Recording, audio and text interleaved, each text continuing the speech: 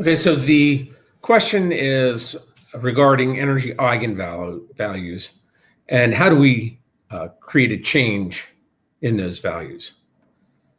So given the equation we have, by what factor do you need to change the box length A to decrease the 0-point energy by a factor of 900, keeping m constant?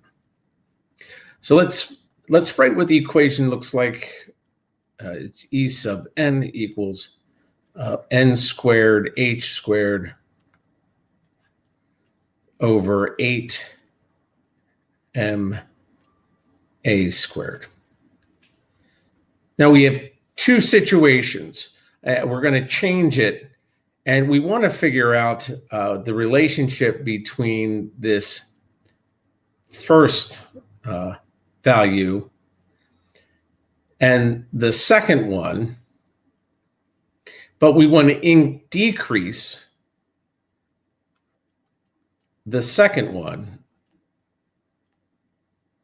so that it is 1/900th of the original one. So our second energy eigenvalue should be 1/900th of the first. And so now if we just substitute and use this equation over, we have 1/900th of n squared h squared over 8m a1 squared. And the reason I didn't label this n1, h1, and m1 is that these are all constants. H is a constant, n is the eigenvalue.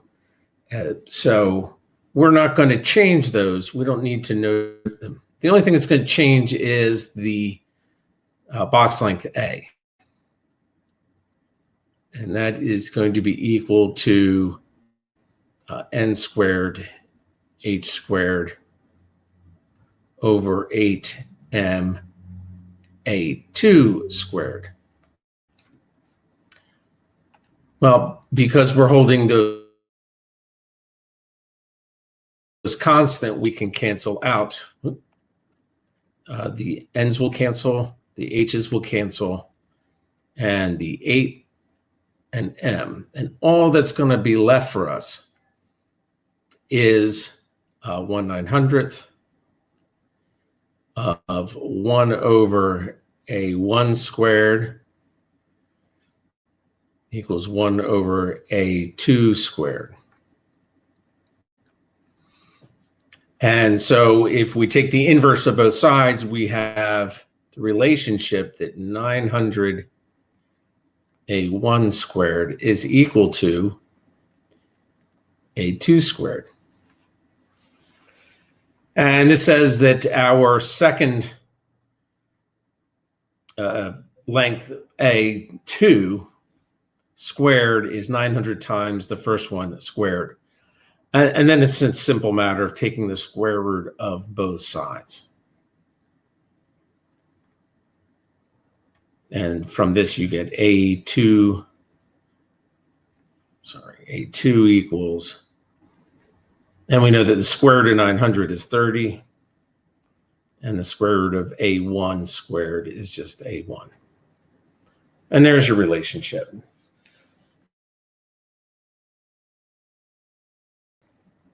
So we need to change the length of the box to 30 times its original size.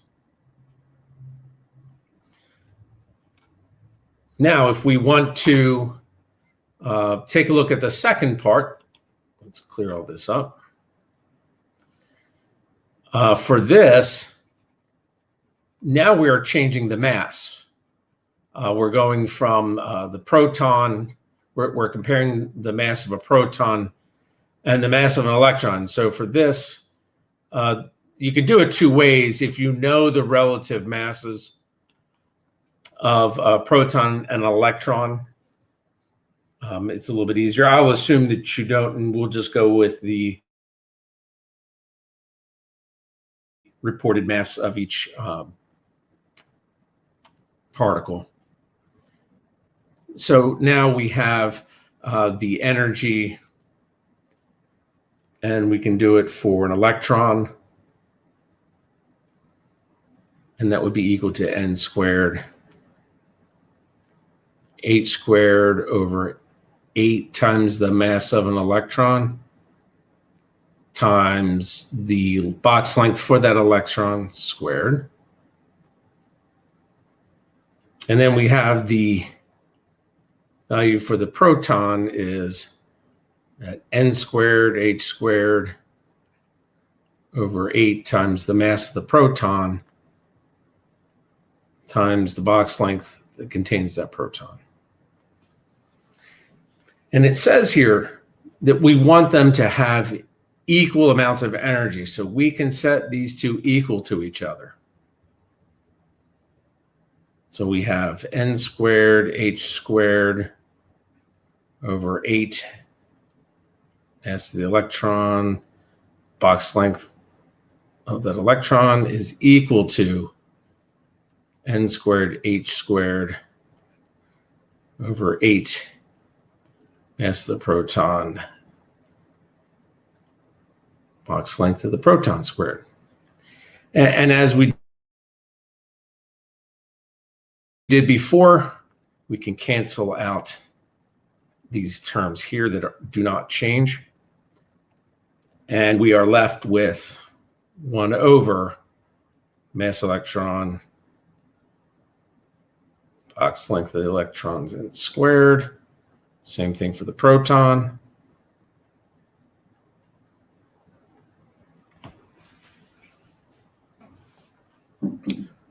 From here, we can take the inverse of each side.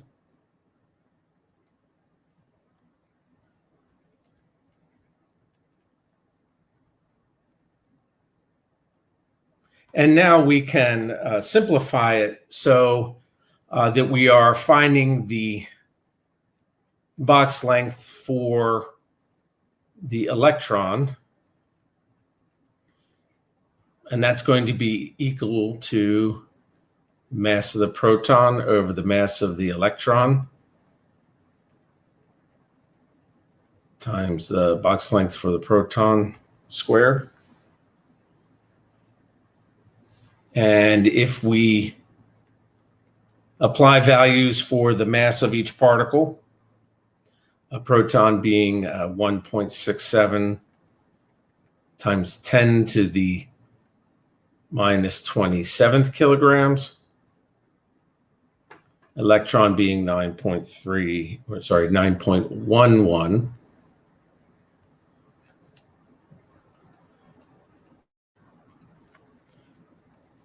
times 10 to the negative 31st kilograms.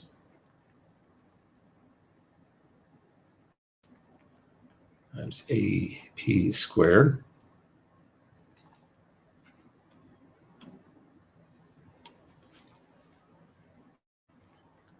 And that will leave us with this equation, 1833. That's when I divide these two.